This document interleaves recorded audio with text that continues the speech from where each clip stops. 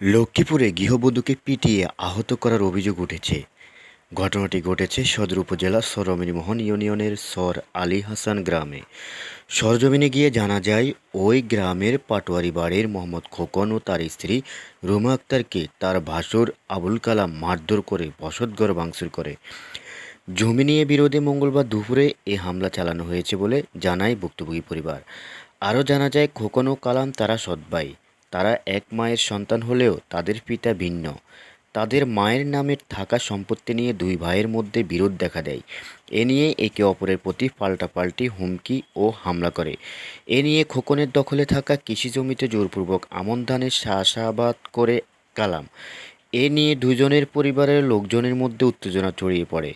12 August মঙ্গলবার দুপুরে কালাম ও তার সহযোগী বাবুল মোস্তফা সহ কয়েকজনকে নিয়ে খোকনের বাড়িতে হামলা করে। এ সময় খোকনের স্ত্রী রুমা আক্তারকে মারধরসহ বসতঘরেও হামলা করে তারা।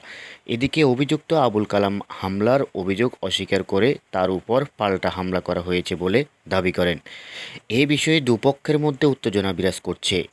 চলছে মামলার প্রস্তুতিও। বৈশাখীর নিউজ, লক্ষ্মীপুর।